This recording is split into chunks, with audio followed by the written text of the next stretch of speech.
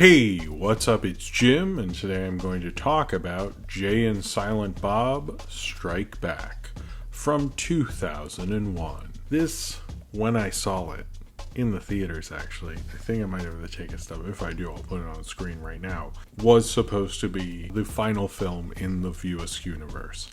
And as I have been going through and reviewing every Kevin Smith movie, and I come to this one, I remember seeing it and it was kind of like this epic culmination for me because I had watched Kevin Smith all throughout middle school and high school. This came out this summer before my senior year, after I had actually a really great summer. I had a lot of friends that summer. Almost everyone I knew who I was hanging out with all saw it like at that theater, either at that showing or at the showing after. Like it was actually like a really cool thing, and it was a fun movie.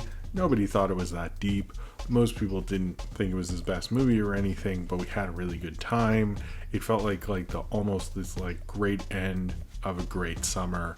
And, you know, a great cinematic universe or whatever we thought it was at the time. So I've always had a fondness for it. Hell, I had the double DVD set thing or whatever, and my brother played it a lot. So this is always a film that I've always really liked. And I think it's like a fun, wonderful, nice comedy in a lot of ways. Because I think what Kevin Smith did here is he relies on a lot of the nostalgia, but it's sort of like being nostalgic for something more recent, so it feels like kind of a special or something.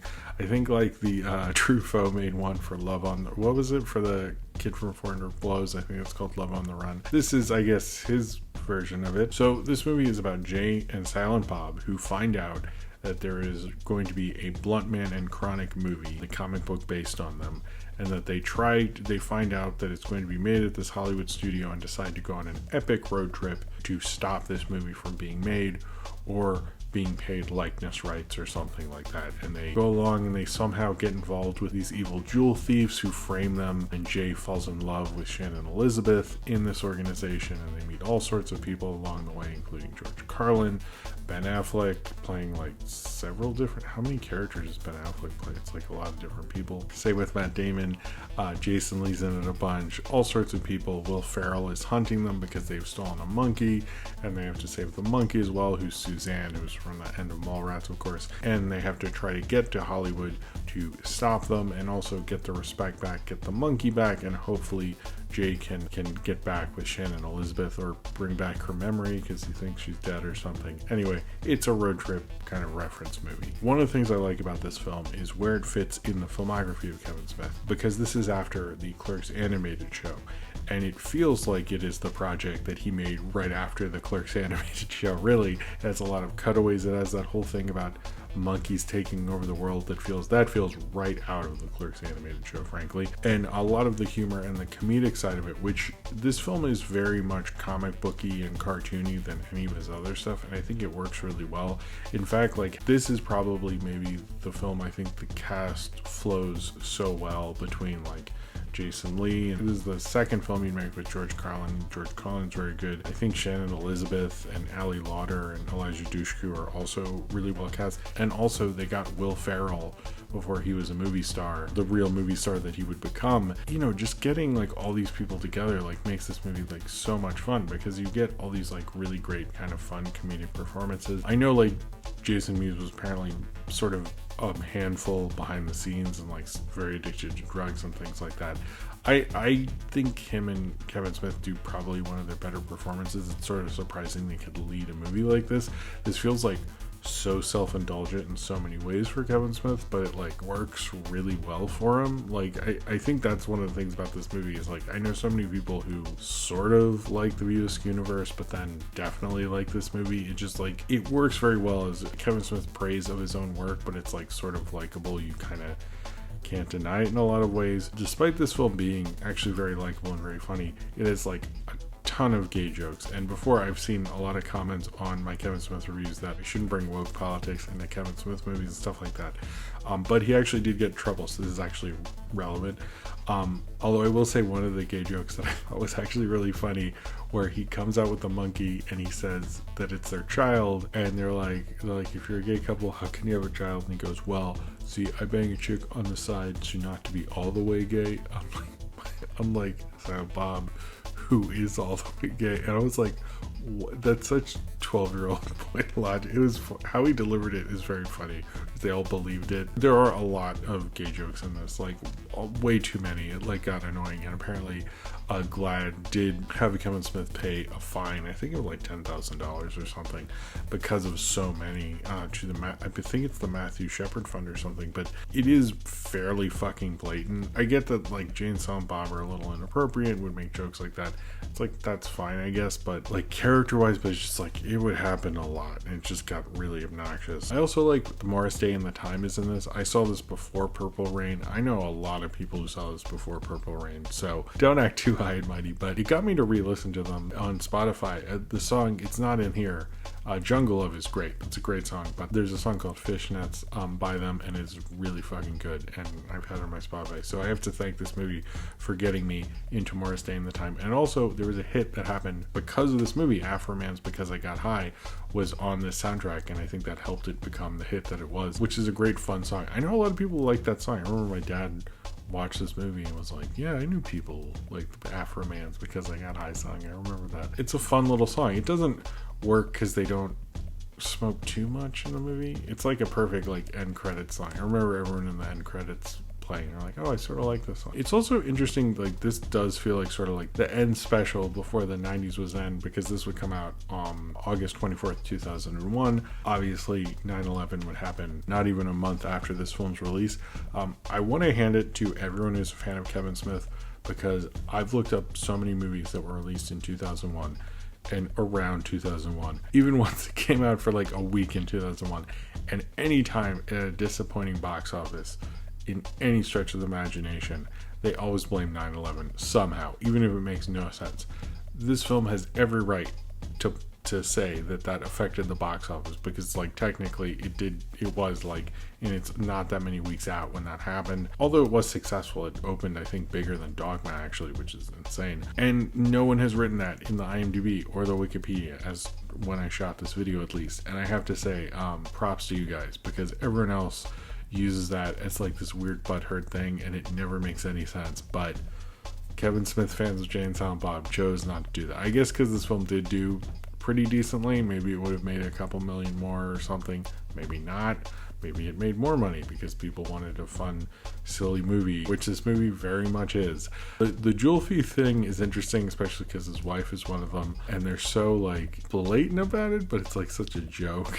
This movie has a bit of everything in it, I will say that. Apparently they did want Quentin Tarantino and even Harvey Weinstein to have parts in this. It's probably good at least one of those didn't happen, but the director part was considered for Quentin Tarantino. It did feel like a big deal to have Mark Hamill and Carrie Fisher in this, which I think this is the first movie they were both in since Star Wars, and I think it's one of the last times we saw Matt Damon and Ben Affleck together, other than in the other Jay and Silent Bob movie.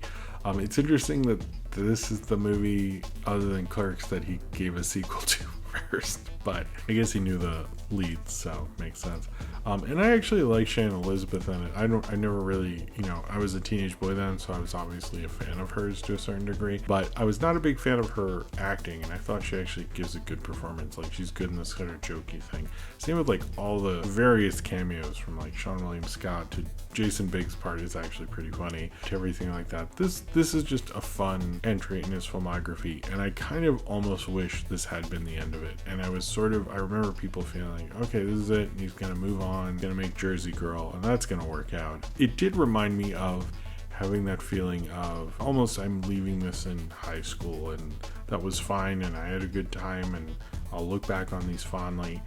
And part of me kind of wonders what it would have been like if this was the end of it and there was no more. Would I be like, you know what, he could return to that? I don't know. It's something I did think about, because I do remember feeling fine with that and feeling like he could move on and become this bigger, better director. And it felt like that because these films did pretty decent. It felt like he really understood himself as a comedic director in this, probably more so than any of his other things, really. I think Clerks, is directed the way it is because he had no money, but the other ones, I felt like he's like shooting kind of blandly and stuff like that, and like he's having to like cut away from things. In this, it's like it almost felt like it was showing like too much. Like he understood how to use that cartoony comic style. Like this is probably his only film where they kind of don't try to like hide something or have characters look at something off screen and like describe it to you or something. It actually does show growth as a filmmaker. Like he seriously like could have been directing like scary movies or some crap like that, and it probably actually would have worked, and they probably would have been actually very well directed, to be honest with you. I almost kind of wish this was the end in a way because of where it was in my life and what it represented, and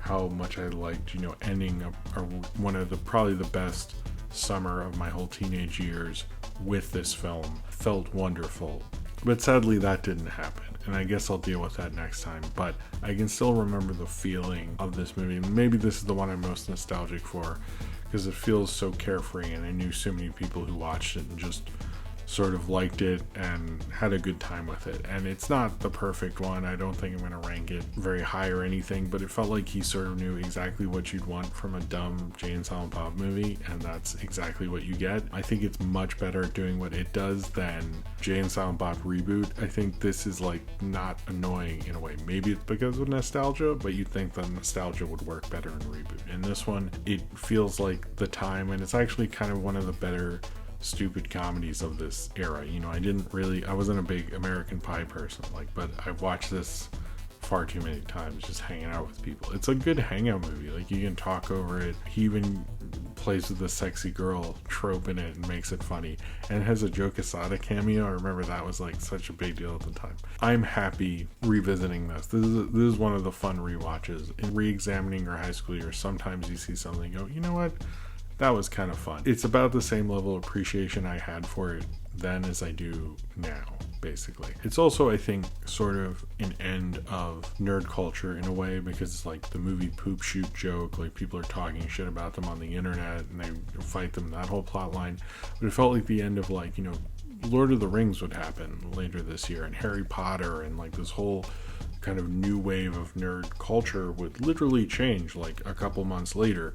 And this did feel like the end of kind of the Kevin Smith, you'd hear about Comic-Con on Ain't It Cool News, and Ain't It Cool News was so huge, and referencing Star Wars because Star Wars was cool, and like Kevin Smith being the top of nerd culture. And this was really the end of that. It would all change a few months later when Fellowship of the Ring would come out, and Harry Potter, and so forth. So I think if you're a Kevin Smith fan, this is a fun watch. You're gonna have a good time. It's a wonderful, nice little movie. It's not really, I think, at all for non-fans, but I know so many people who are just like barely a fan who like this way more than you'd ever think they would. And for a movie that's just for that to have as much love as I've seen for it over the years, I think that's actually sort of a bigger success than we probably would ever give this movie credit for. So if you've seen Jay and Silent Bob Strike Back and you would like to talk about it, then comment below in the comments and subscribe if you would like to.